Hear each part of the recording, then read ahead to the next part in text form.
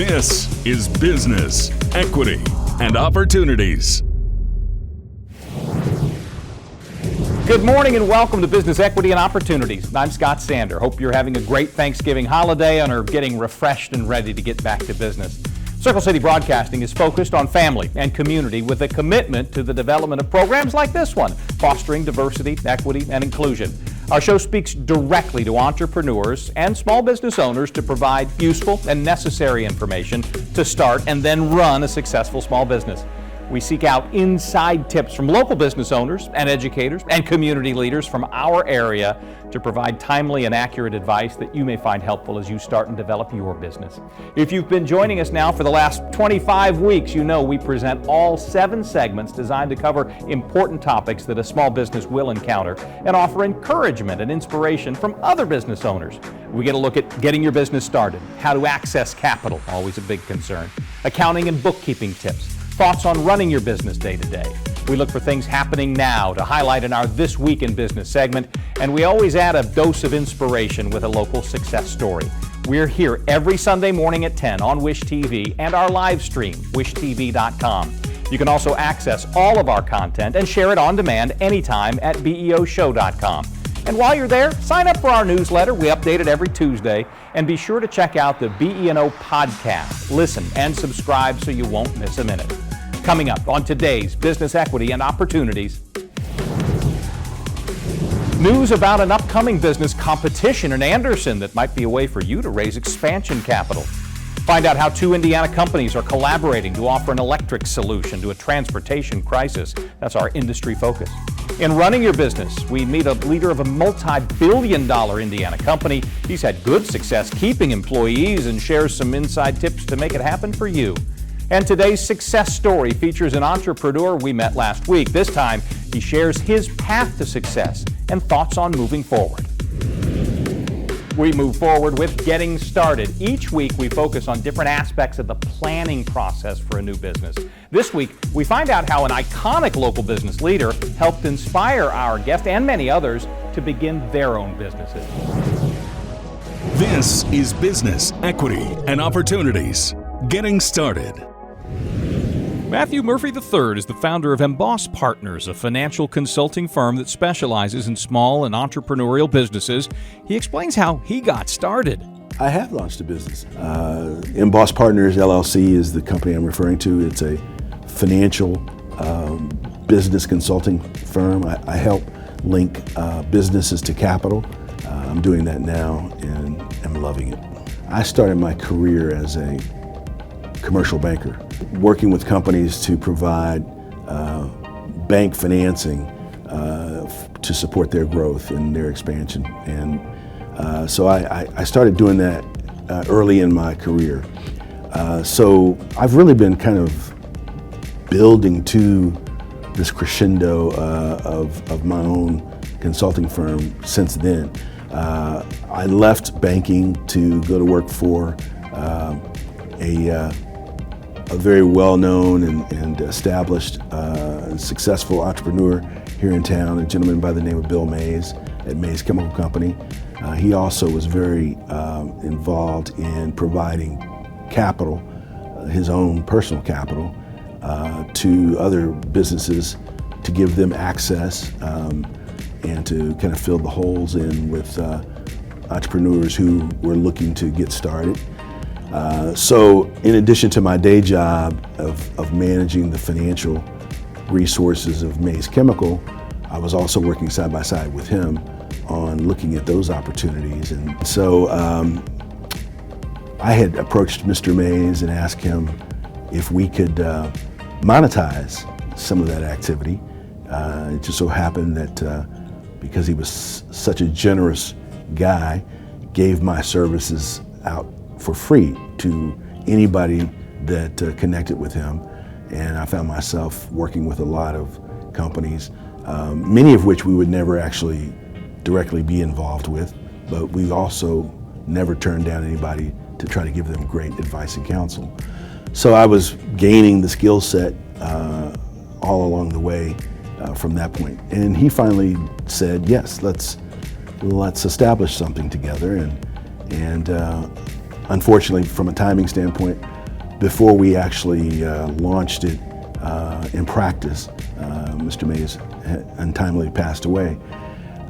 That's when I decided that I wanted to pursue it, and then I was tapped again to move toward another opportunity where I was a chief financial officer of a company, and did that for a period of time. And it just occurred to me one day that my first love and my passion was actually helping entrepreneurial businesses, and so that's how we got started. But I think it was really just the culmination of all the things that I had learned. The business plan, first and foremost, is the tool by which you kind of put all your thoughts and get all your questions answered of yourself as to what your business is, what its value is to the market, how you'll perform and operate, what the financial performance will be based on the numbers, a market assessment, assessment of the competition, all of those things that a good business plan would require, I had to do in order to put this together. And once we were able to do that, we knew that there was a market for assisting Indiana-based businesses primarily, but not exclusively, with that kind of sound advice and counsel to help them chart their course for finding financial resources for growth. I've worked with distribution companies. I've worked with real estate developers. I've worked with one company who is doing a lot of work for the Department of Defense. It's just a plethora of different kinds of companies representing various industries. But the common denominator is that most of these companies are embarking on a growth strategy, and they are looking to achieve that by finding the right financial resources to get that done. And in some cases, one of the engagements that I was involved with was actually an M&A opportunity where a trucking organization wanted to buy out another company right at the height of COVID, because the target company determined that they no longer, had the heart for it and didn't have any succession plan, and so they were ready for an acquisition transaction. So again, just all over the board in terms of the number and types of industries that these companies represent. If you'd like to learn anything more about getting your business started or any of our topics today, visit our website. It's beoshow.com. And if you have questions or you'd like to be part of our show, send us an email. It's beo@wishtv.com. We'd love to hear from you. When we come back, news about how you can be part of a new business competition happening in Anderson, promoting expansion and growth opportunities. You're watching Business Equity and Opportunities, and we'll be right back. Getting Started, made possible by the Indiana Economic Development Corporation.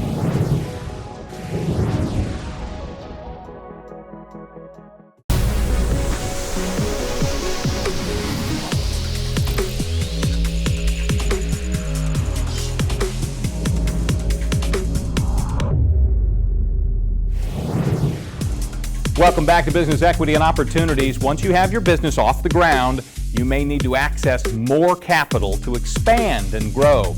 An organization in Anderson has come up with a different way to do that. It may help you.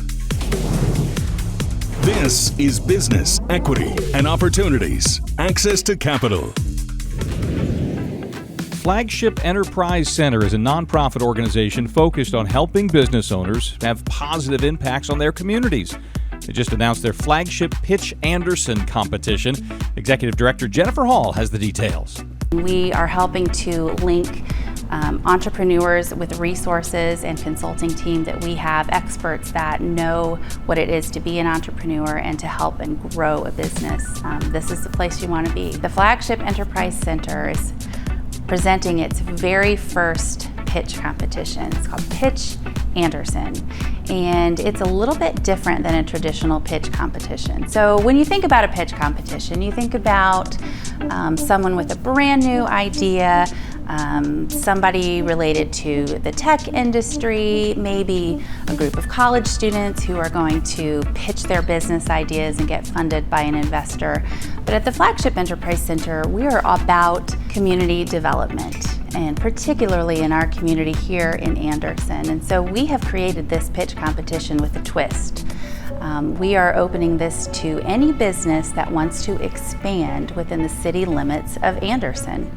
It can be an existing business, it could be a new business as well, but predominantly we're focusing on existing businesses expanding within the city limits of Anderson. So we have opened up registration. The competition will be February the 23rd, 2023 here at the Flagship Enterprise Center, and we will choose 6 applicants to pitch their expansion idea to a panel of judges to win a grand prize of $20,000. During the program, those 6 applicants will prepare a 7-minute pitch, and we will pair them with mentors to help them prepare their pitch so that we have a standardized program.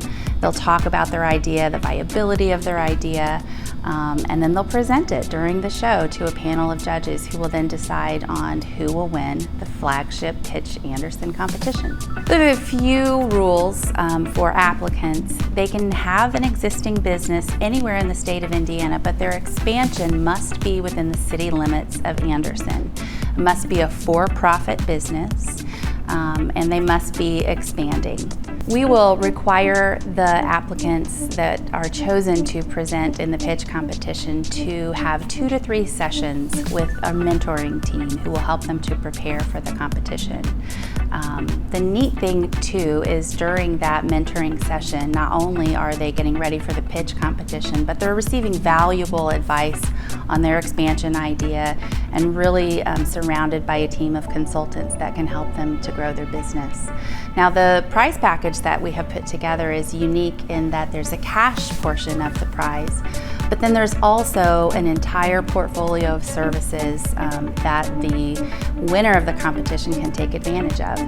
So it's really an incubation type of a prize package. So some of those services that the applicant can take advantage of would be personal and business brand management with a consultant on the Flagship consulting team.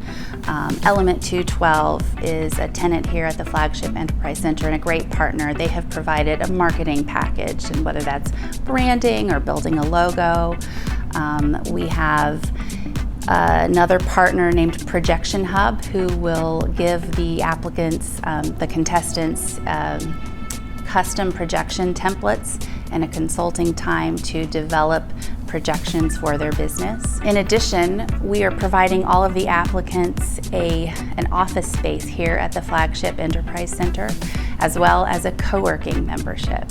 And so really our goal with this prize package, and really with the pitch competition in general, is to find those who have the entrepreneurial DNA, who want to expand within our community, and then surround them with a panel of experts in entrepreneurship who can help them to grow and to scale and sustain a healthy business. And we're particularly interested in those businesses who have the ability to just really take it to the next level. So you can apply for the Flagship Pitch Anderson at flagshipenterprise.org/pitch. It is open right now. The website is live. You can apply today. The competition is February the 23rd. That's a Thursday evening. It starts at 6 p.m. and it'll run for a couple of hours. We'll have appetizers and snacks and a time of networking prior to the event. But we just want to be able to be a resource here in Anderson. If you want to start a business, if you want to grow your business, you need to come to the Flagship. As you work to access capital, if you'd like more information about registering for that Flagship Enterprise Center's pitch event, visit us online at BE&Oshow.com. While you're there, good time to sign up for our newsletter for more resources. Up next in This Week in Business, Jane King fills us in on how Wall Street's sizing up the holiday buying season. And later, more tips you can use in our accounting and bookkeeping segment. That and more when Business, Equity, and Opportunities returns.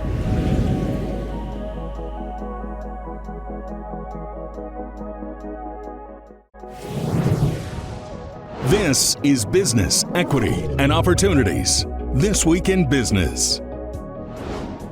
We are smack in the middle of a shopping weekend that includes Black Friday, Small Business Saturday, Cyber Monday. Our friend Jane King joins us from the NASDAQ with some broad perspective on the shopping season and how it could affect our viewers specifically. Jane, thanks for being with us. What trends are shaping up and how and where people are shopping? Well, I think, Scott, this is going to be a really interesting holiday shopping season because it's really the first kind of normal one we've had since 2019. So we'll see how people are feeling, if they're feeling like getting out, if they're feeling like shopping in person. And you mentioned trends. It's actually something we've been seeing. People are going back to the stores. They're missing that socialness of going into a store and shopping and some of the experiences that you have, whether it's, Christmas music or maybe there's hot chocolate and cookies and things like that all kind of add to the retail experience. So we'll see, how people are doing if they're going into the stores more, but that is a trend that we're seeing early in the season. And then another thing we're seeing a lot of is credit card usage. So we know that we're dealing with high inflation, but people are determined to celebrate just like it was 2019, and they're going to be relying more on credit cards and savings to make sure that they have the holiday that they are dreaming of for their family. So you just got to pay off those credit cards by February. And to that end as well, one of our conversations on Daybreak recently, you pointed out that people are going more to discount stores, the sort of Walmart gauge of how the retail world is doing. Well, that's right. I mean, so people are looking for deals where they can find them. And another interesting thing that's happening is some of the big toy companies are making the toys smaller this year. So some of the real popular sellers like MGA Entertainment, they have the Bratz dolls and the LOL Surprise dolls. They're coming out with 200 toys that are $10 or less. So they recognize that a lot of families are under a budget and that they're dealing with inflation. So they're trying to give families and kids lots of options to be able to afford to have more toys this year. It is interesting to see what the manufacturers are doing, retailers as well, and I think our small business owner viewers can learn from what those big retailers are doing on Wall Street. How they've handled, for instance, inventories seems to directly drive whether they're asking and getting full price or they're already offering deep discounts. Yeah, well, we already are seeing some discounts. In fact, the holiday season really kind of starts around Labor Day. Yeah. Have you noticed that? It's like a big, like amalgamation of holidays here that starts in September. We've been seeing, of course, the big products that are always popular that very little, the electronics, especially Apple products, we really rarely see discounts on them. And if we do, it's like 10%. It's really not very much. But a lot of the big retailers are offering discounts and trying to get people into the stores, and we may see a discount on something where other things are full price. That's one of those price leaders that gets people into the store and then for one thing and then end up spending $300 while you're there. Yeah. So we're going to be seeing a lot of that as well. Yeah, those so-called doorbusters for sure. Inflation certainly weaves in and out of the shopping story. What are you watching when it comes to the question of rising prices? We've seen recently some good trends. Is it too soon to know if inflation solidly is leveling off or even heading down? Well, so we saw both consumer prices and producer prices come in for the month of October, a little bit less inflation than what we had expected. The market liked that very much. We had a 1,200-point rally in the Dow after one of those reports recently. So it looks like maybe it has peaked. So we really saw, especially early summer, those energy prices were really high. Those have eased off a little bit. Housing, that was another one that we've seen increase in price by quite a bit. That has settled down a little bit as well. So some of those big drivers of inflation earlier in the year are starting to go down in price. So it's hopeful that we have seen this, but it feels like the world is kind of precarious right now. And if we would see, some kind of geopolitical issue that could drive oil up very quickly, and so we could be kind of right back where we are. But it does seem like, at least for the near term, we've seen the peak in inflation. Which also may drive what the Federal Reserve does or does not, and that directly speaks to our viewers as well, who may be trying to access capital. Money is getting more expensive. Will that level off? That's Will right. the Fed stop with these big jumps and maybe see smaller increases or even just not an increase? Well, we've had some really cheap money for Yeah. many, many years. And so this is the unwinding of that. It is a little bit painful. We've seen the inflation and the Fed being very aggressive in raising interest rates. They've done, 3 or 4 75 basis point interest rate increase, then a couple of smaller ones before that. So they may start, in fact, we've heard from some of the Fed governors, and believe me, these people that are on the Federal Reserve Board that play with the money supply, they don't say anything unless it's like thoroughly vetted. So they've been out kind of speaking and saying, yeah, maybe it's time to start having some smaller interest rate increases. So we might see that as early as the December meeting. We'll just have to wait and see. Yeah, if you ever want a spectator sport, watch what Wall Street does as soon as any of the board members say anything, whether it's about the economy or not, and things just instantly... Everything is scrutinized and weighed very much, it's even the tiniest word. Yeah. So it's kind of amazing to watch. We weigh your words equally as well. Jane King, we always appreciate your time and your perspective. Thanks, Scott. When we come back, why the holiday season means homework for small business owners. You're watching Business Equity and Opportunities, and we'll be right back.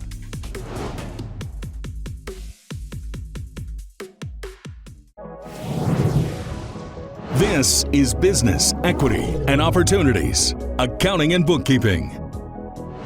As we get through Thanksgiving and into Christmas, I'm struck as a parent by the reminder that students kind of like to coast into this time of the season, but our friend Shea, CFO of Circle City Broadcasting, likes to remind us that for small business owners, the work in some ways is really just getting started. Ty, how are you heading into the holidays? Everything good on your end?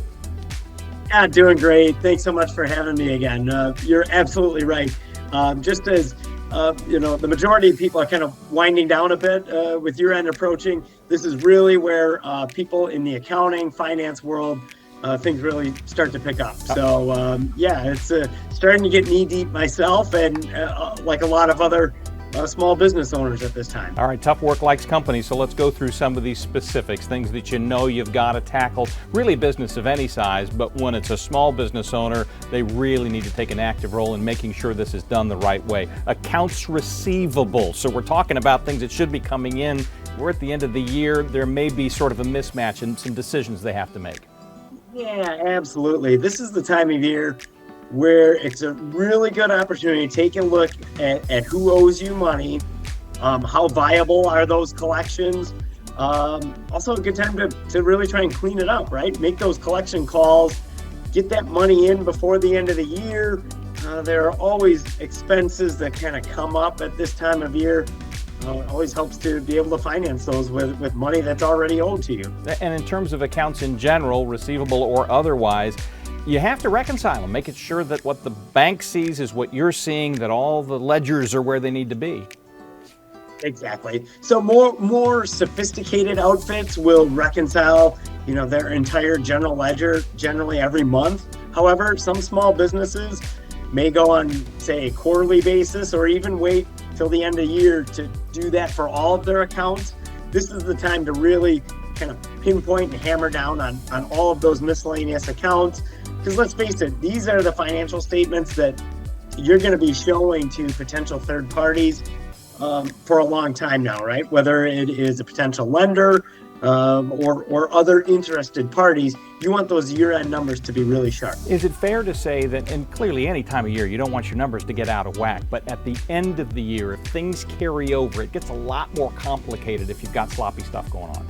Exactly. There's a specific point of emphasis on year-end. Of course, you want everything to be as materially properly stated as possible throughout the year, but there is an extra emphasis on making sure everything is properly stated as of 12/31, if that is your year-end or whatever your fiscal year-end is. On the employee side, there are some commitments that you make to your employees at the beginning of the year that you don't really know how they'll end up, but we're at that point.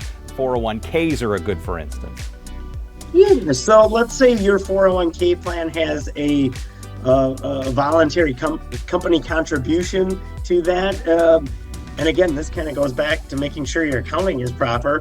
Okay, taking a status update. How did our year fare? How are we looking? Okay, is this an opportunity to go back and reward your employees for as part of a profit sharing contribution or something along that lines? If there are some, year-end bonuses that people are hitting, you want to make sure that they properly hit those, right? And part of that is making sure your accounting is squared up. You know, in the field you're in, too often in the holidays, people look at you as, oh, you must be the Ebenezer Scrooge. I contend that you may be Santa Claus, because you point out that at the end of the year, if things line up right, it's a good time to be buying things for yourself. Yes, absolutely. Let's say you're, from a tax standpoint, you're trying to perhaps add some extra expenses because it has been a good year and you want to defray some of your tax liability. It's a good opportunity to perhaps, buy some equipment that maybe you always had on the to-do list. And so what that can do is, with some bonus depreciation, you can sometimes defray your tax liability, which is always a good thing. And so some of that year-end planning, now's a good time to be doing that. Well, good luck with your holiday homework. Thanks for arming us with some that we should be tackling as well. Ty Shea, we'll talk to you soon. Thanks so much, Scott. I really appreciate it. Take care. Still to come on Business Equity and Opportunities, a chat with the owner of a Fishers-based holding company that's committed to keeping its employees. Find out what that company's doing to make a difference. That's in Running Your Business Day to Day, when Business Equity and Opportunities returns.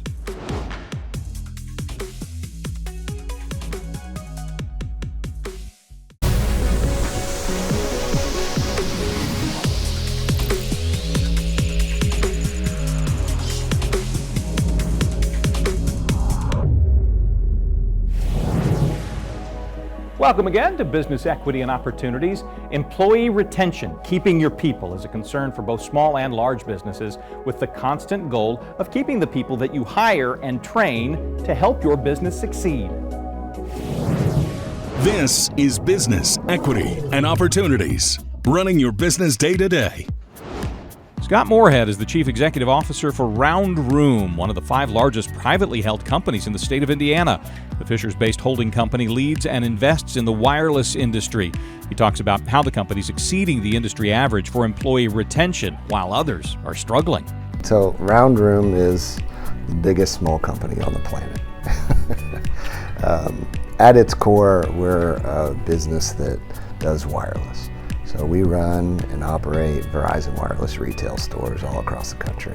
Within Round Room, we've got 2 different divisions. We've got a division where we own and operate the stores, and then we've got a division where we're the franchisor and we work with franchisees. Overall, out of both those companies, we've got about 2,200 employees across 43 states right now. When we talk about the employee experience at our company, we talk about this thing that we created internally called the culture of good. And it was, in its essence, about giving our employees a sense of why they're doing what they're doing. So many of our employees who work in wireless retail, they realize that very soon after they start that they thought they were going to get to play with gadgets all day, but they don't. They solve problems for people, and that's stressful at times. My bill's too high, my phone is broken, this expense I can't afford, or I can't call out of my bathroom. These are common problems that they don't think that they're going to have to solve. So they tend to forget that there's a reason why they're coming to work, and we're trying to connect people. We're trying to connect the world through technology, and so we created this ability for them to get involved in their community through philanthropic efforts and really push that out to the outer edges of our company. It would have been very easy for us to write this big check and stand behind the big check and say, hey, the company's doing great and we're going to give back and you guys should be proud of me for writing a big check. But we sort of reversed that and said, you know what, I want you guys to get involved in what you care about in your community, because we're in so many communities and they're all so different. And so we flipped the script, put it back out on them, and that gave them this very prideful sense of why they come to work and do what they do. When you're an owner of a small business, you're not the only one that drives the success. And so I think my wife and I as owners had several discussions about how do we bring people along with us, because the company was achieving incredible amounts of success. And while we had standard bonuses and annual performance reviews and raises, it didn't seem like enough. You know, we were in the mood to share, and so we contemplated how to do this and all the different structures. And finally, our accounting group said, well, you could just do an employee profit sharing plan and put together your own rules. And I'm like, perfect. My own rules? I love my own rules. So, we put together the plan, created a point system, and rewarded people for loyalty. The longer you've been here, the more you get, and really made it as simple as possible. And so I think when it feels like the right thing to do as an entrepreneur, you gotta follow your gut sometimes. There has to be a hub for people to congregate and meet up face to face. We were successful through the pandemic because we all had connections with each other before that. So we went home and all got on Zoom or Teams or whatever platform your company uses, and we knew each other. It's really hard to get integrated into that culture of any organization if you can't touch somebody or see them or hear them face to face. It really is just different. And so, have that hub available and, have those events and have a place for people to meet and connect, and not make it about boring work, to make it very personal, to make it about celebration, to make it about reward and collaboration. So, I hold that very special, and I think I always will. I don't think the office place is dead. I think it's very much alive, but I think as an employer in today, we have to adapt to what the employees need. I don't know as if we need people here 40 hours a week. Can they work off-site? Can they work at home? Can they work from another state? Absolutely, and we have to be able to use technology to drive that. But at the core of it, it's this human connection and this yearning for us to be able to have a relationship with our coworkers. It's an important part of what we do. We can't be in an era of more opportunity than we are right now.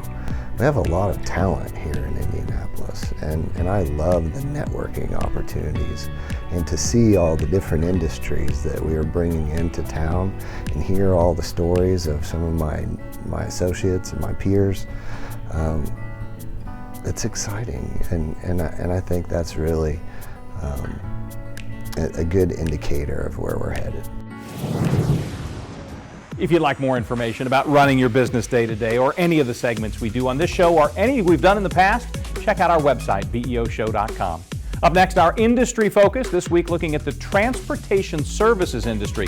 It's been suffering because of supply shortages. 2 Indiana-based companies, though, are offering a solution that just might help.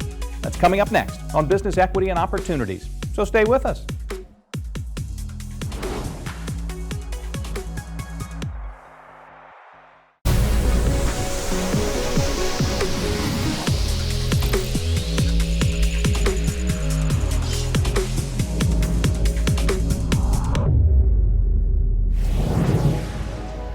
Welcome back. Each week on Business Equity and Opportunities, we focus on various sectors of the business community.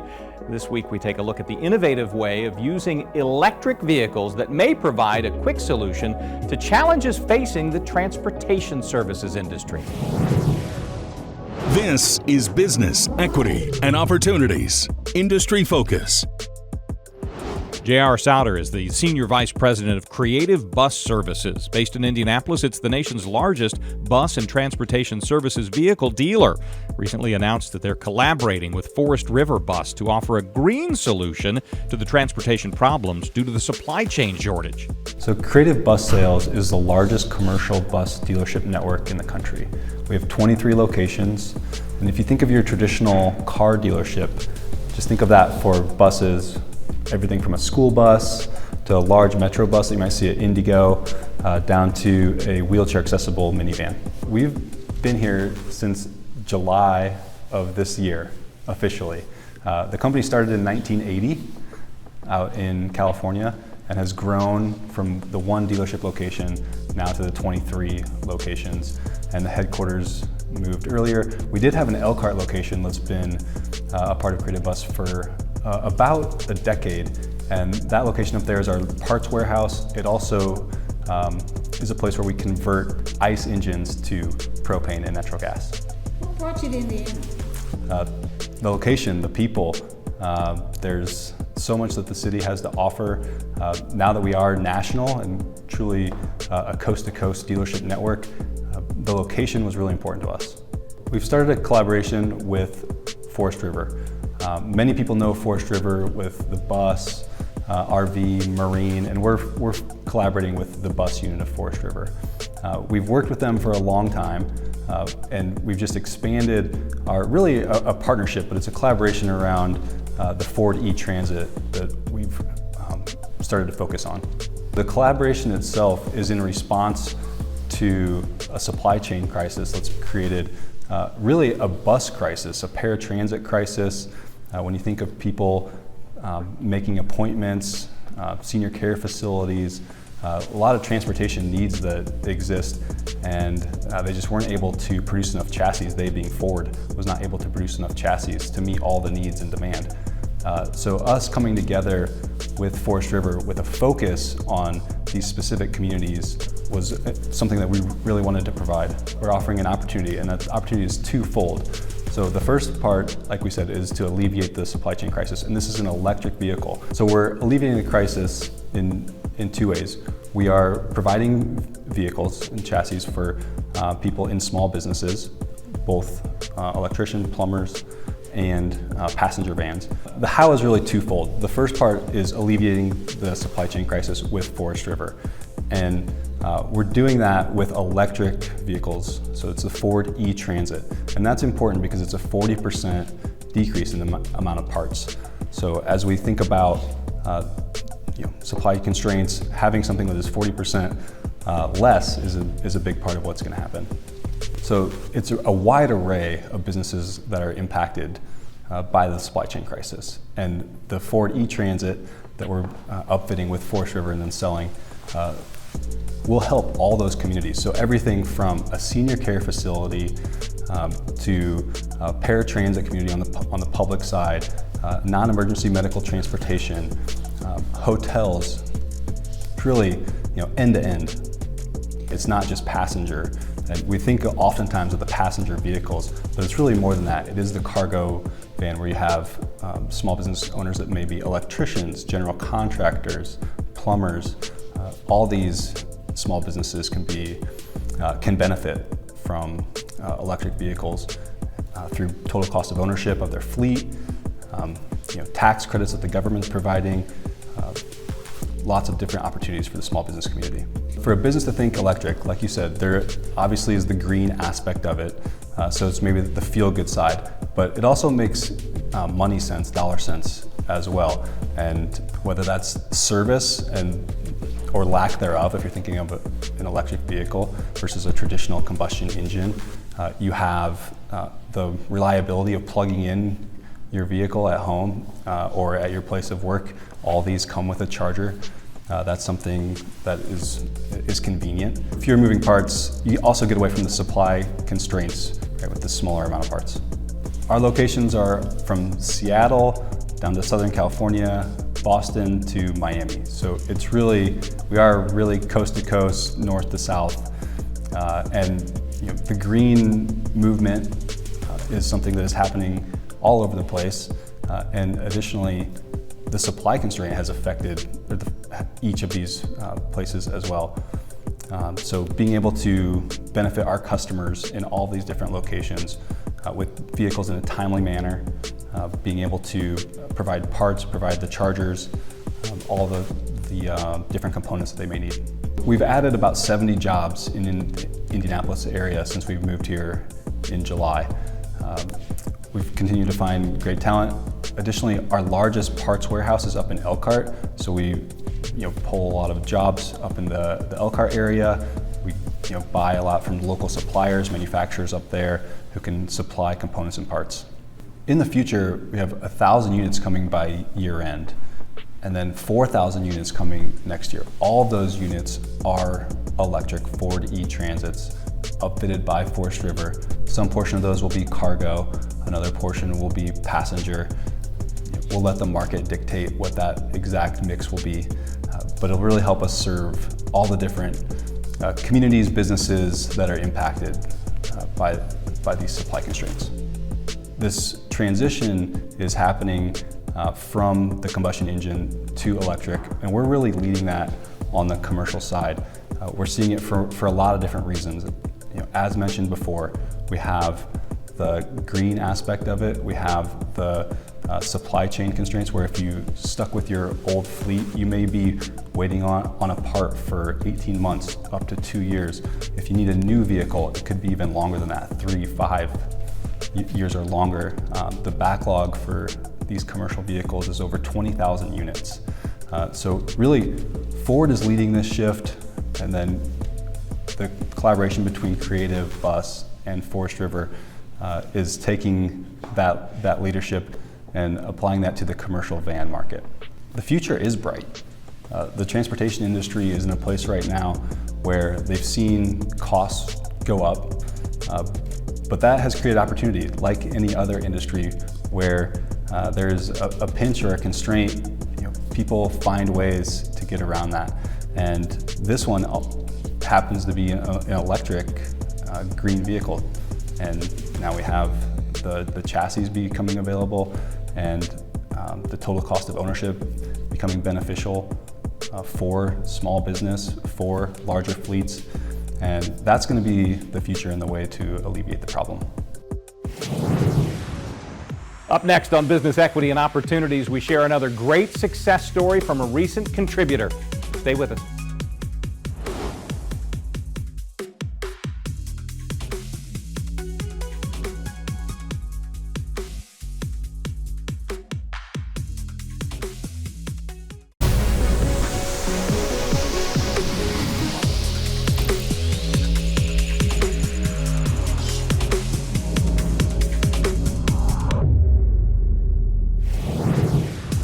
Each week on Business Equity and Opportunities, we share a success story from one of our business contributors in the hopes of inspiring entrepreneurs and small business owners to keep following their dreams. Today's success story, we introduce you to a man who keeps aiming high and hitting his mark.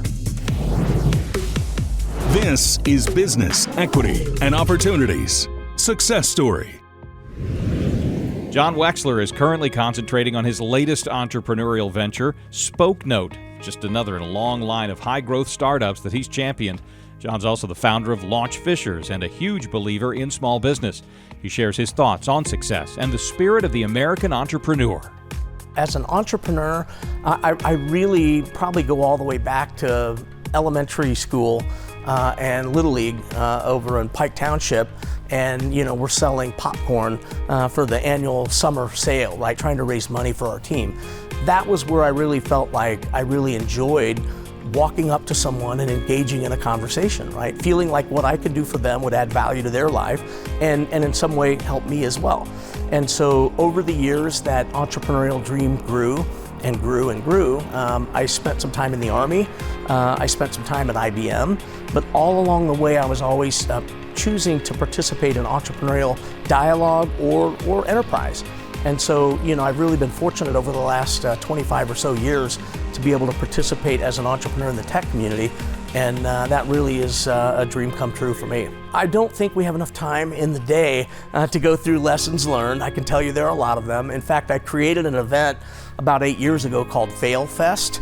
And what we do is we bring entrepreneurs on stage to talk about failure, what they learned from it. And these are all obviously successful people, Emmy award-winning broadcasters and Olympic gold medalists and elected officials and all kinds of amazing successful entrepreneurs to talk about a time when they failed.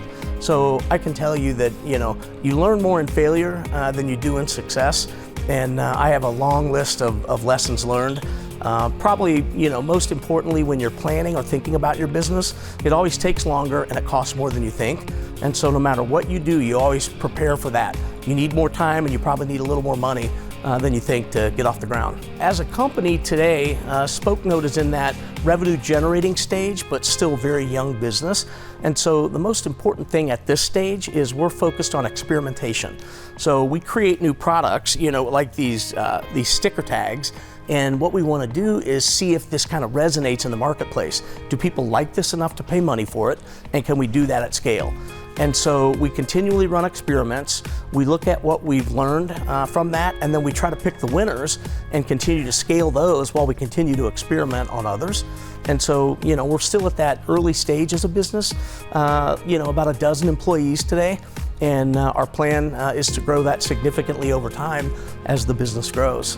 One of the fun things for me is having been in the role of ecosystem builder and helping Fishers create this entrepreneurial city vision, is that I've not only been able to contribute some of the lessons that I've learned over the years, but I've also been able to learn a lot along the way. So as I've watched companies start and grow and scale, I've watched them start, grow, and fail. There are a lot of different things that I've been able to see that have worked and haven't worked. And really, at the end of the day, SpokeNote is a composite of a lot of the lessons learned because, this isn't my first company, so I'm able to kind of tear a page out of what worked from a previous company or something that I've seen in another. And so it's really a composite of all the entrepreneurs that I've worked with over the last couple of decades. It's a really important part of SpokeNote and of me and my history that we include everyone in the journey. Even as SpokeNote, we're a relatively young company, relatively new, but we were really excited to support a recent initiative that Kara Herring put on, recognizing minority and women-owned businesses throughout Indiana. And we think it's important to continue to celebrate that and to make the changes that we all need to make the entrepreneurial dream a reality for everyone. It's my personal belief that entrepreneurship and innovation is a great equalizer. Right? It's something that whether you're 2 kids in Lagodi, Indiana, or a couple of kids over at 30th and Post, right? This is the one thing that can really make a difference in the lives of so many, that if we can get this out there in front of them as a choice, right? A lot of times they don't even know that this is an option.